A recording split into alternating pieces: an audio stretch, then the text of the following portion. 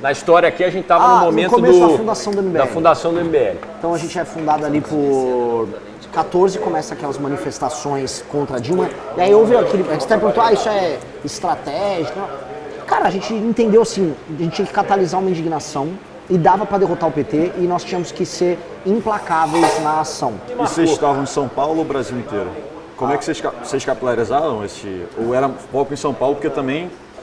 Era Brasil inteiro. O MBL ele surgiu não como assim, um movimento para fazer... Todas as a maioria das manifestações ao redor do Brasil, o MBL que estava... Sim, não, assim, 90% das cidades que tinham manifestação eram tocados pelo MBL. Tinha um outro movimento que era o Vem Pra Rua, que organizava junto. E Vem Pra Rua, eu lembro, era Eles isso. eram bem organizados. Pra mim era a mesma coisa, desembocou.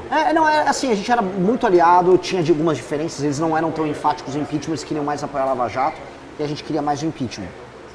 Mas a gente trabalhou junto, assim, quem dera a direita fosse o que ela era naquela época com o MBL Vem Pra Rua. Por quê? Porque era muito mais racional, não era focado em personalidade, era focado na causa. As manifestações não eram sobre cultuar o Kim na Paulista, ou a mim cultuar, ou cultuar o Checker do Vem Pra Rua. Era sobre as causas. Então a gente dava muito protagonismo para as causas e pouco protagonismo para as pessoas. E é por isso que funcionou. Todas as ações que a gente tomava nas estratégicas, todo o dinheiro que a gente arrecadava, o que Vem Pra Rua arrecadava, era focado no impeachment. Arrecadava em vaquinha. Vaquinha online. Qual que você vê que foi o maior erro do Bolsonaro? Tudo. O Bolsonaro foi um erro, porque o Bolsonaro nem tem consciência dos erros que ele cometeu, porque o Bolsonaro é um homem de uma cognição limitada. A gente sabe que boa parte da inteligência é condicionada por elementos genéticos. Vejam a árvore pelos seus frutos. Quem são os filhos do Bolsonaro? Existe algum filho do Bolsonaro inteligente? Minimamente inteligente? Ele tem 2 filhos, que são o Carlos e o Jair Renan, que do ponto de vista cognitivo, eles não são funcionais. Eu acho que eles têm algum tipo de retardo. Vamos ser sinceros, o Jair Renan, é só pegar os vídeos dele, podem botar na edição. O Jair Renan tem retardo, o Carlos também. O Eduardo é um cara normal. Um cara normal, não é nada especial, um cara normal, funcional. O Flávio é um cara normal, funcional. Não é, o Jair não é um sujeito inteligente. O Jair é um cara muito simplório. E aí decidiram dar pra ele uma missão de governar um país em crise. Mas por que você acha que virou um fenômeno, então, na sua leitura? Que você é um cara inteligente na política. Porque Como é que virou o Bolsonaro? Veja, o Bolsonaro não surgiu em 2006, nem em 1996. O Bolsonaro, assim como o Trump, assim como foi o Occupy, foi o fenômeno que teve lá na Inglaterra do Brexit, ele foi um fenômeno identitário causado por um momento novo que envolvia as bolhas cognitivas de redes sociais. As pessoas começaram a usar o Facebook demais, e aí surge também o Instagram, e a característica do algoritmo é se te isolar em bolhas. E quando você se fecha em bolha, você se fecha em pessoas que falam e pensam coisas que você gosta, e aí uma coisa retroalimenta a outra, você começa a produzir conteúdos para retroalimentar esse meio. Então, uma das características da bolha é ser identitária. Então, a esquerda tem as bolhas identitárias delas. A galera que era não esquerda, que eram os fenômenos mais conservadores nesses países, nunca tiveram uma identidade prática. Você tinha o Partido Conservador e o Partido Republicano, tanto na Inglaterra quanto nos Estados Unidos, que tinham elites, vamos dizer, empresariais ou políticas que administravam eles, mas que não tinham nada a ver com o eleitor. As redes sociais permitiam que esse eleitor criasse os seus próprios fenômenos e afastasse essa liderança e colocasse alguém. Não foi isso que aconteceu com o PSDB aqui? O PSDB levava o voto antipetista, mas o eleitor falou, não, eu sou tipo o Bolsonaro. Ele é que nem eu, ele fala que nem eu, ele pensa que nem eu. E essas pessoas foram alimentadas por essa bolha. E aí esses fenômenos surgiram todos no meio da década passada. Não, mas PSDB não, PL. Não, PSDB. O PSDB, ele levava o voto antipetista do Brasil desde a época do Fernando Henrique. Mas ele não... O eleitor antipetista... Não se identificava com o partido. Não, nem um pouco. Era por tabela. Era por tabela, era o que tinha. Igual, vamos falar, o Mitt Romney não era a cara do eleitor republicano. Realmente, o partido começou o PT sempre trabalhou bem o marketing do PT, PSOL também. Agora, PL, por exemplo, foi só com o Bolsonaro depois, que aí o Valdemar começou a tratar a instituição. Hoje, o PL não existe como um partido de direita. O PL é um partido centrão que tem o bolsonarismo dentro. Não existe uma estratégia, não existe livros publicados. Não, mas virou uma marca. É isso que eu tô querendo dizer. Virou uma marca associada ao Bolsonaro. Se a família Bolsonaro sair, estou indo para União Brasil. O PL volta a ser só o partido de cooptação. Não existe organicamente nada à direita no PL. O PL é uma casca. E o PT sem o Lula, mas você acha que vira? Não, imagina, o PT é um partido de esquerda. O PT é um partido sério. O PT é o nosso adversário, mas o PT é um partido. O PT tem pesquisa. O PT é maior do que o Lula, na sua visão? Não é. Mas o PT ele é grande o suficiente para ser um partido. E o PL não? Não, o PL não é um partido, o PL é uma legenda. O PL apoiava o PT até o Bolsonaro ir pra lá. O PL é uma legenda do Centrão, é igual o PSD do Kassab. O que é o Kassab? Como pensa o Kassab? O que é o Kassab? Ele não quer nada. Ele é um cara fisiológico que se aproveita de um sistema político baseado na cooptação para ficar perto do poder e ter os favores do poder. Tem um parente do Kassab lá em Santa Catarina que tem uma termoelétrica. Por que ele tem uma termoelétrica?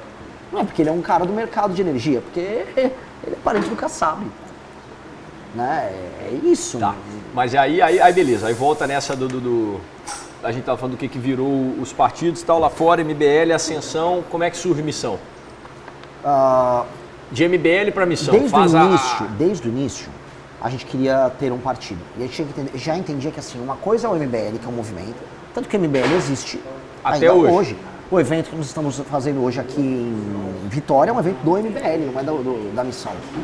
A Missão é uma coisa, o MBL é outra. E a gente falou, temos que ter um partido e um movimento.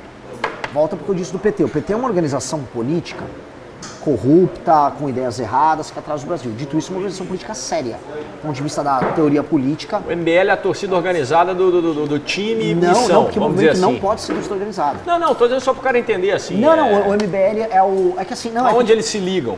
Eles se ligam porque é o seguinte, tem o universo da Valete. Porque o time é a Missão. Ou não, o time é o MBL? Não. O clube? Vamos falar de uma Tenta outra analogia, então. Outra analogia. É o seguinte, é uma analogia trina. São 3 elementos. Um é o elemento formador das ideias, é o universo da Valete, onde a gente cria as teses, a gente discute assim, qual mundo a gente vive hoje? É um partido político, é o político, é o deputado federal que discute qual o mundo que a gente vive hoje? Não é. Quem discute qual o mundo? São os pensadores. São as pessoas capazes de abstrair, de ler, de produzir conteúdos. Filósofos, pensadores, cientista político. Tem que ter um espaço em que as pessoas ganham dinheiro, produzem, discutam, criem ideias, criem teoria. Revista Valete. Eu precisava criar um ambiente intelectual funcional de modo a permitir que as nossas ideias surgissem e que talentos, material humano de alta qualidade se criassem ali. Ele é independente de MBL? Ou ele tá, não, eles estão... Mesmo CNPJ? A Valete, por enquanto, é o mesmo CNPJ. Quantos mil assinantes? O app tem mais de 10 mil assinantes e mais de 40 mil usuários. Bom, isso aí dá uma renda recorrente boa para vocês. Boa. E a revista tem a revista 5 mil. Quanto é a assinatura? Um ticket médio mensal de... Ticket médio anual de uns R$1.600. Então, é mais uma grana. Super sustentável. E aí eu consigo... É uma linha importante de receita do MBL. Do MBL. E o que eu penso? O cara paga R$1.600? Por ano. Ah, tá, por ano. Beleza. Ele ganha várias coisas, ele ganha acesso a congresso do MBL, o aplicativo. Quem vai estar aqui, por exemplo, no congresso daqui a pouco? Tem vários que são assinantes. São vários assinantes. Um assinante, por exemplo, ele pode ir de graça no congresso. Entendeu? Ele tem um free pass em todos os eventos. Legal. Então tem muita... E gerou, querendo ou não, o cara começou a achar no MBL uma comunidade que ele quer fazer parte, estar perto de vocês. Exatamente. E começar depois a ir para a política. Exatamente. Que vamos estudar a teoria política clássica de gestão de partidos, que é o que as esquerdas fizeram. As esquerdas, elas criaram, vamos dizer, ecossistemas políticos em que você vive uma cultura interna, você tem hierarquias internas, você tem comunidades. A direita não tem isso e o centrão não é isso, por excelência. Então, a gente já estudou como ser. E do ponto de vista da administração, eu sou muito fã do Steve Jobs. O Musk imita o Jobs. Copiar esses caras aqui, da Apple. A Apple faz o hardware e o software junto. Nesse sentido, voltando para a Valete produz a ideia é o software. Onde a gente experimenta a ideia, a nova tese política? Em lives, em vídeos, em militância. É o MBL. O MBL é a experimentação. E onde a experimentação vira ação política formal? Na missão do partido. E isto tudo é uma organização, por mais que sejam CNPJ diferentes, uma organização só. Então a experiência de usuário da Apple, ela é toda mediada pela Apple. Então os softwares, se você vai fazer um aplicativo para a Apple é super chata no seu aplicativo, até no design. O hardware é feito por eles, o software deles, o iOS é feito por eles. Verticalizaram tudo. Tudo verticalizado, o nosso também. Então toda a experiência nossa é verticalizada. Por que não usar a força do termo MBL para um partido? Porque precisa ser diferente. Para diferenciar. Porque o MBL ele tem muito mais história do que partido. E o MBL é um movimento. Porque poderia falar assim, o MBL tem 3 frentes, e aí seguiria a mesma lógica. Mas acho que, por exemplo, a revista precisa ser a nome. revista Valete, porque ela tem que ter uma cena, tem que ter um espaço de independência. Sim. Coisas são discutidas na Valete que o MBL não vai tocar. Tem um escritor na Valete que escreve coisas que... Sabe, tem gente que escreve na Valete que não vai votar em mim. Ou escreve coisas que não tem a ver. Interessante. Entendeu? Só que precisa ter esse ambiente para a gente fomentar ideias novas. Por exemplo, as teses que o partido defende, em grande medida, foram baseadas numa leitura de mundo que a gente concebeu na Valete. O que é o mundo hoje? O mundo hoje vive, vamos dizer, a mesma estabilidade pós-Segunda Guerra Mundial, de organismos internacionais, acordos internacionais, ou o mundo está vendo um caos com uma nova Guerra Fria, China e Estados Unidos? É isso que virou. Portanto, a ordem liberal ainda existe, o que a gente chamava de democracia, Estado Democrático de Direito, ainda está válido. O mundo está virando o quê? O que a inteligência artificial vai causar? Todas essas coisas a gente discute na Valete. E aí isso ajuda a criar as teses que a gente experimenta no MBL. E aí o livro amarelo, que é o livro do Partido Missão, o livro de propostas, ele é construído como a implementação prática de uma leitura de mundo. Por exemplo, a gente desenvolveu na Valete a leitura do que vem a ser o patrimonialismo positivo. A ideia de que o Brasil é um país necessariamente patrimonialista, então a gente tem que usar sistemas de incentivo sob a lógica patrimonialista para que você possa saber, vamos dizer, usar o homem público brasileiro de uma maneira virtuosa. A gente desenvolveu uma tese, a tese é original nossa, está sendo publicada nos Estados Unidos, está sendo publicada na Europa. O Orlando, que é o cara que trabalhou essa tese, muito em cima de um insight que eu tive e do desenvolvimento que ele teve. Pô, tem galera em Harvard lendo ele, tem galera na Áustria lendo ele, e isso inseriu a gente no debate de direita mundial. Foi uma estratégia e parte desse perfil seu, porque, querendo ou não, através de outros partidos, o MBL está presente em assembleias legislativas, em Sim. Congresso Nacional, enfim, e na política. Você nunca foi para como o Kim ou como o Arthur, para um cargo, mirando um cargo antes, né? Do tipo, de ter assumido. Porque você poderia muito bem ter ido, assim como a força que o Kim teve, talvez você tivesse a mesma força para ser eleito. Talvez. Foi uma escolha sua pessoal, uma estratégia no sentido de gestão, porque Sim. exige uma gestão também por trás. Sim. E eu nunca me via como porta-voz. Eu não me via. Eu não Mesmo achava... fazendo Mesmo assim, eu há sempre... tanto tempo live, enfim, sendo um... Assim, eu sempre... Eu lembrava que nas manifestações do impeachment, eu falava também. E eu lembro que todo mundo falava, pô, você é um baita orador. Aí eu, sou. Mas acho que eu sou melhor no bastidor.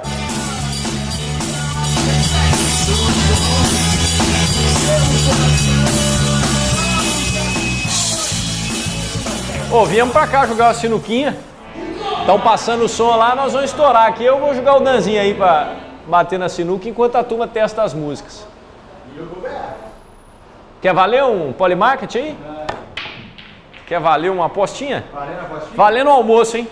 Tá valendo o almoço. O que você vê de similaridade entre a música e política? Muito, né? Especialmente quando você faz composição em grupo. Trabalho em equipe, habilidades diferentes, improviso pra caramba. Lidar com crises o tempo todo, porque toda uma hora tem um erro, você tem que compensar o do outro e tal. É muito parecido. E a harmonia também, ali, eu vi, fizeram três poderes, por exemplo. Qual que tá mais desafinado no Brasil, na sua visão? Costuma ser eu ali, né? Não, no Brasil. Não, mas você é o cantor, você é o presidente. Que é o errado hoje, né? Hoje é o judiciário, deve ser o baixista. Baixista é o judiciário. Se ele errar ali... Hoje eu acho que... Eu não entendo nada de rock, nada. Por isso que eu tô perguntando de música. Então, eu acho que o mais perigoso errar é a bateria sempre. E, portanto, a bateria deveria ser o judiciário, porque ele não pode errar. Quem pode experimentar mais é o executivo, portanto, a guitarra. E o baixo é o legislativo. Legal. Acho que temos. Temos. Porque o baixo, ele joga junto com a harmonia criada pela guitarra, que é a gestão. Mas ele tá vivendo junto com o ritmo do judiciário, que é a bateria. Né? E Brasil hoje, quem tá mais desafinado? É o judiciário. É a coisa mais fácil de dizer. E o mais fraco que tá com a guitarra, com o amplificador desligado, é o executivo. Hoje não serve pra nada o executivo. O presidente é só... Tanto que hoje a missão do próximo presidente é recuperar a autoridade do executivo. Essa é a grande missão. Porque hoje autoridade perante a população ou perante os poderes também. Os três poderes? Perante os poderes. O Bolsonaro e o Lula foram presidentes que ganharam com voto popular. E ambos governaram muito pouco. A democracia só funciona se os partidos tiverem posição e representarem seu papel. É como se fosse declarado. Então assim, eu sou um partido de esquerda. Eu não vou fazer governo com um partido de direita, a não ser que seja assim, um momento de uma coalizão, numa guerra. Que é o que acontece geralmente quando você vê um cara de um partido X votando numa pauta que você fala. Lógico. Não faz o menor Porque sentido. como é que se explica esse que o cara. União Brasil, o PSD, o PP, o próprio PL estão no governo Lula e estavam no governo Bolsonaro? O MDB também. O cara se filia pelo partido Só simplesmente pra concorrer. pela. Só pra concorrer. É uma estrutura. Então, na sua Deveria acabar? Lógico. Esse é o maior problema político do Brasil. O maior De é longe, esse. de longe. Uma coisa, nós também, a gente precisar se trocar, não sai pra mim. Então vamos. Bora. Mas só uma última pergunta desse assunto. Na sua visão, então, os partidos tinham que ter mais identidade, o cara tinha que declarar o que ele faz e o cara vai por isso aí e pronto. Exatamente. Resolveria. Por exemplo, se a gente fosse parlamentarista, isso resolvia muito mais rápido. Porque no parlamentarismo, se o partido da base não está votando com o presidente ou o primeiro-ministro, vamos colocar, se dissolve o governo. Porque ele perde a maioria. Sim, que é o que acontece Que é na Alemanha, na Espanha, ou você forma governo ou não forma. Aqui, é assim, ganha o presidente, aí os partidos do centrão ficam olhando. É o que eu quero, me dá um ministério, me dá isso aqui, me dá dinheiro. Isso não pode, cara. Por isso que não funciona a democracia. Mas como vai resolver isso? Se a gente mudasse para um regime parlamentarista, isso já aceleraria bastante. Porque ou você Essa é forma uma das suas... ou você é situação ou você é oposição. Ou você forma governo ou forma. E aí, se você for desmontar o governo, aí beleza, desmontei o governo, você não tem mais maioria. Aí você tem Começa de novo. Começa de novo. E fazer o que a gente está propondo, que é a lei de responsabilidade gerencial, que muda o sistema de incentivo do político. Hoje o sistema de incentivo é baseado em energia parlamentar e o parlamentar pega a emenda metendo uma faca na pescoço do presidente ou simplesmente pega o orçamento secreto. Não, o que é isso? O que é esse sistema de incentivo? Eu vou explicar com calma hoje, que são as coisas mais importantes. Beleza, bora. Ajude você também a divulgar a ideia de um Brasil poderoso. Deixe o like e se inscreva no canal, ajuda bastante. Até o próximo vídeo.